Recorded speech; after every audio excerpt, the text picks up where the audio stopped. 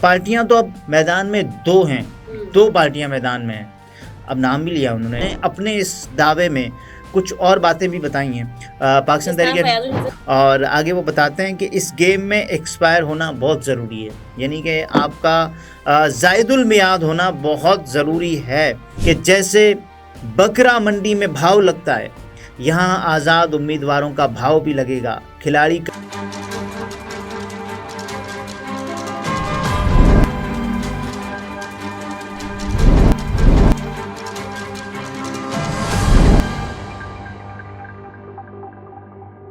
السلام علیکم، میں ہوں نمرہ سہیل، آپ دیکھ رہے ہیں الگ نیوز۔ عبدالستار ہمارے ساتھ ہیں۔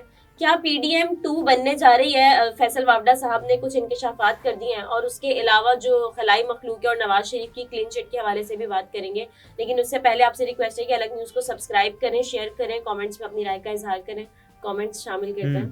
تو طارق حمید صاحب لکھتے ہیں کہ میں راول پنڈی سے ہوں، جولائی میں ہمارا 300 یونٹ کا بل جو ہے وہ 8,000 کچھ 900 روپے آتا تھا، اگر آج اتنے ہی یونٹ کا بل آئے تو معلوم نہیں کیا ہی ریٹ ہوگا۔ کراچی کی صورتحال ہمیں نہیں پتا وہاں کیا صورتحال ہوگی، انہوں نے دینا دلانا کچھ نہیں ہوتا، صرف جھوٹے وعدے، دعوے اور بیانات ہوتے ہیں۔ اچھا، جیسے ہی انہوں نے یہ کہا نا کہ میں راول پنڈی سے ہوں، تو تمام لوگ چونک اٹھے کہ کیا بات کرنے والے ہیں، اور شکر ہے تو انہوں نے وہی مسائل کی بات کی ہے عام طور پر جو لوگ کرتے ہیں۔ مثال کے طور پر یہ کہہ رہے ہیں کہ بجلی کے بلز کا زیادہ آنا، اور تمام تر جگہوں پر یہی حال ہے۔ اب جب گرمیاں آئیں گی، جب بجلی کا استعمال اور زیادہ ہوگا، تو آپ دیکھیے گا کہ کس طرح سے بجلی کے بلز آتے ہیں، اور وہ دیکھ کر جو لوگ بل بلائیں گے، چیخ اٹھیں گے۔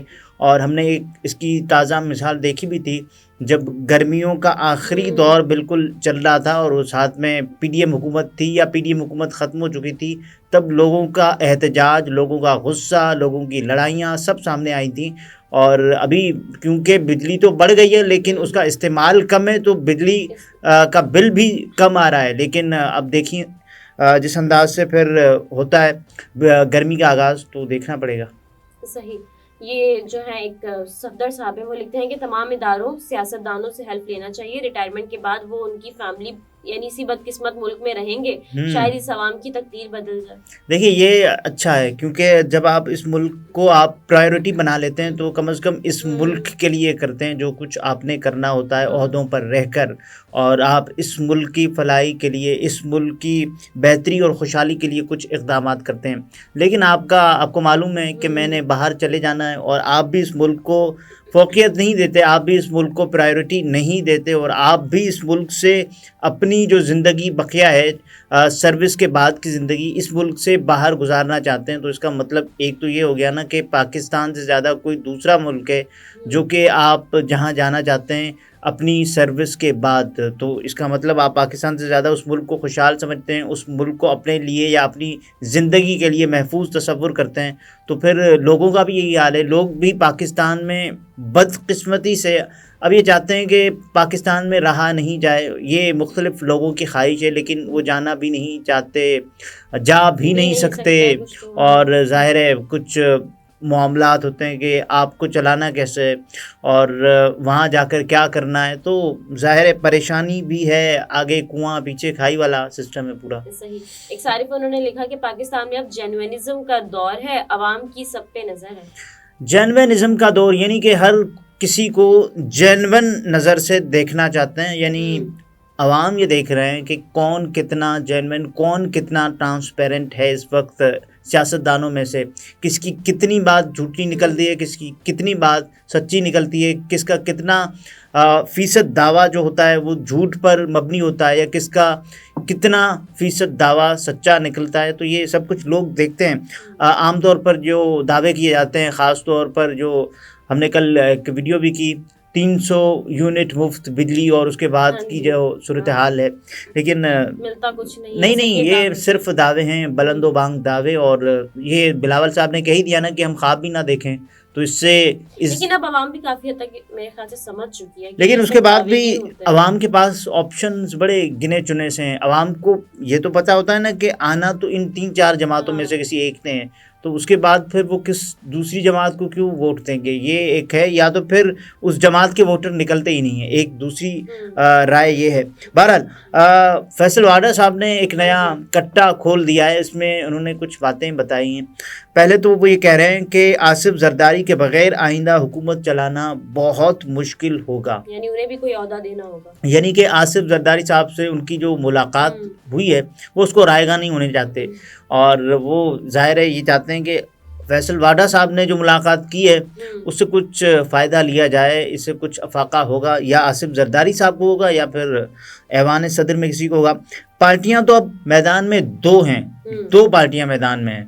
اب نام بھی لیا انہوں نے، کسی اور پارٹی کا نام نہیں لیا، پیپلز پارٹی اور نون لیگ. اب 2 ہی کی گیم ہے. پی ٹی آئی تو الیکشن سے باہر ہی نکل گئی ہے، اور اس فیصلے کے بعد تو پاکستان تحریک انصاف واقعی باہر ہو گئی تھی الیکشن کی دوڑ سے. اور فیصل واڈا کہتے ہیں کہ اللہ کی طرف سے معجزہ ہوگا تو آنے والی حکومت 2 سال چلے گی. اللہ کی طرف سے معجزہ ہوگا تو آنے والی حکومت 2 سال چلے گی، لیکن یعنی کہ اس سے بھی کم، ورنہ 11-12 مہینے رہے گی. 11-12 مہینے کے لیے تو یہ اس سے تو زیادہ میرا خیال ہے کہ محسن نقوی ایسا گزار گیا ہوگا، تو وہ اس سے بہتر ہے کہ وہ حکومت بنا لے. اور یہ آگے کہتے ہیں کہ حکومت 11 ماہ تک چلنی ہے تو PDM-2 نہیں بنے گی، اور پیپلز پارٹی اور مسلم لیگ نون اکٹھے نہیں بیٹھیں گے. جیتنے والے آزاد ارکان ہی حکومت کا فیصلہ کریں گے. IPP کا بھی کردار نظر آ رہا ہے، یعنی کہ تمام تر جو ناکام لوگوں کا ایک اکٹھ ہوگا جو کہ ساتھ بیٹھیں گے، جس میں نواز شریف صاحب ہوں گے، جس میں آصف زرداری صاحب ہوں گے، جس میں جہانگیر خان ترین صاحب ہوں گے، اور ان کی خفیہ ملاقاتوں کا بھی تذکرہ بھی ہو رہا ہے آج کل خاص طور پر. جیتنے والے آزاد ارکان ہی حکومت کا فیصلہ کریں گے. آزاد تو پاکستان تحریک انصاف کے پاس ہی ہیں، لیکن یہ دعویٰ کیا جا رہا ہے. اب فیصل واڈا صاحب نے اپنے اس دعوے میں کچھ اور باتیں بھی بتائی ہیں.